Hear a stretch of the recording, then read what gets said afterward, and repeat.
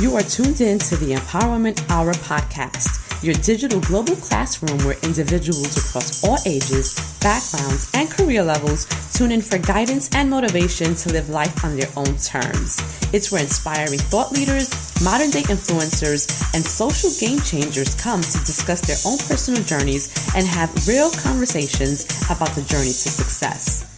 I am your host, Nancy Ruffin, and every week I bring you raw and unfiltered conversations about the obstacles we all encounter, the times we felt like giving up, and the things that keep us forging forward.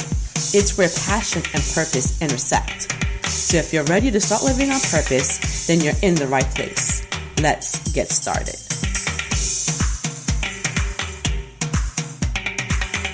We are back with another episode of the Empowerment Hour podcast. This is your host, the one and only Nancy Ruffin. Welcome back, guys. Thank you for joining me. Thank you for tuning in for yet another great episode. It's been a non-eventful week, I would say, for me. I mean, I've been busy, but I'm always busy. Nothing new. I'm gearing up and prepping for my last and final vision board workshop of this year, happening February 17th at Spiritually Sparkled in the Bronx. It is the new business endeavor owned and operated by former guest and one of my absolute favorite fierce women, Raygrid Calderon, and her mom, Ingrid. I'm excited about this opening, and if you know Raygrid, then you know that the space is going to be infused with nothing but sparkles and positive energy, and like, who doesn't want to be involved or surrounded by that? So I'm super excited that we are having the workshop at her establishment. I'm also grateful that I am able to support a fellow woman in business in this way, by giving her my business. I think that it's something that we all need to do more of. There are plenty of venue spaces out there. There are many locations that offer spaces that I can rent from. But if I'm going to rent from someone, why wouldn't I rent from, first of all, someone who I know personally, and also a woman of color. This is, we talk about female empowerment and being supportive of one another and unity and all of those great things that so many of us out here really trying to live by. And so, that's what I do. And every opportunity that I get to support a woman in business, I do. So if you're interested in attending the Vision Board Workshop at Spiritually Sparkled, I encourage you to purchase your tickets. The last time I checked, we had 3 general admission tickets left. That's it. 3. Once these tickets sell out, this will be my last workshop for this year. And as I start to expand my brand and the direction that I'm going, I don't know if I'm bringing these vision board workshops back next year.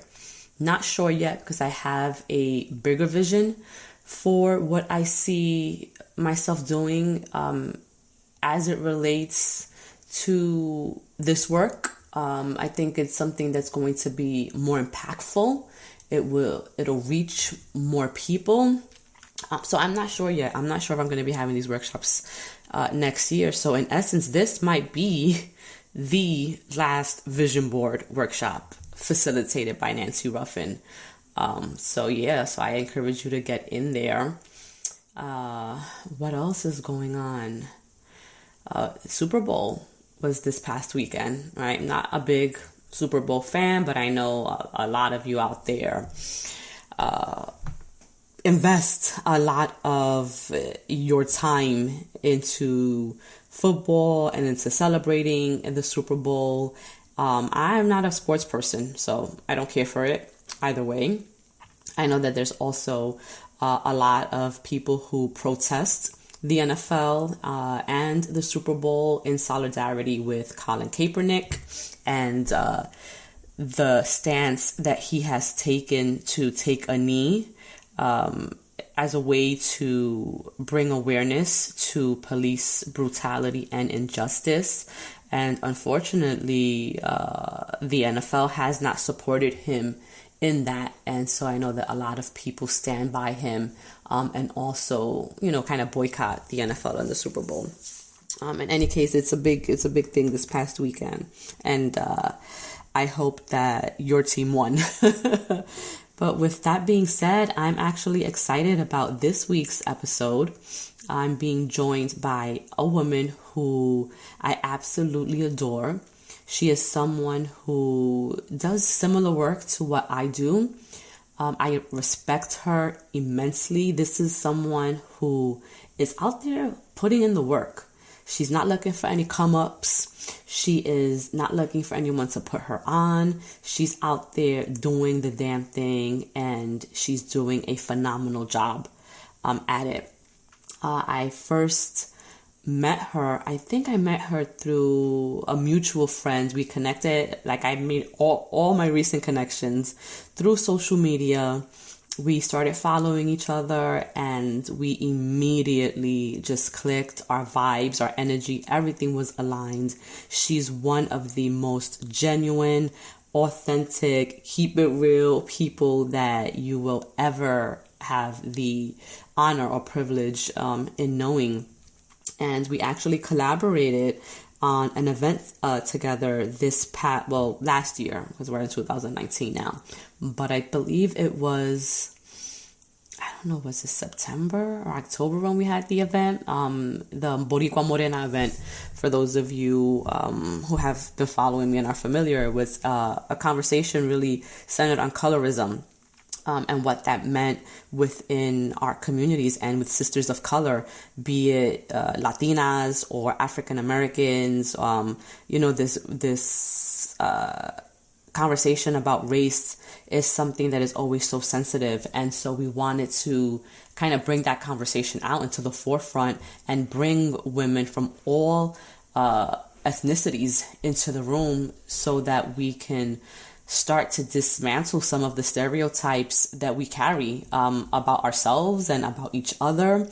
And it was an amazing experience for me, collaborating with Stefanie and with Cynthia, both just about it individuals. I mean, they get it. They're about their business. There's no ego with any of them, which I think is really important when we're talking about collaboration. It was a true collaboration where each one of us had something to contribute to the table. No one stepped into it thinking or believing that they were better than the other.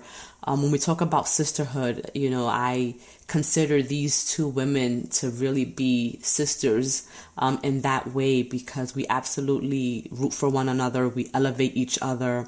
I really want to see them win.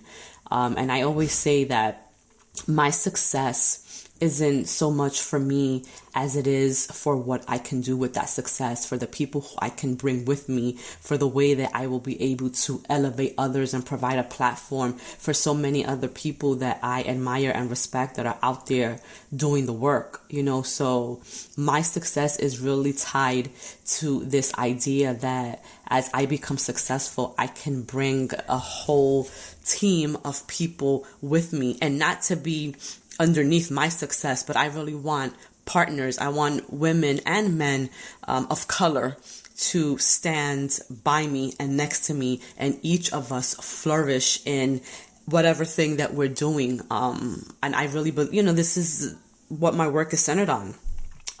So this week's guest is none other than Stefanie Fuentes, BLC New York, for those of you who might connect with her on Instagram. And I'm really super excited. So I encourage you guys to go get yourselves a pen and a pad, because I will guarantee you that Miss Stefanie is going to drop some gems that you are going to want to jot down. So when I come back, I will be joined by no other than my girl, BLC New York.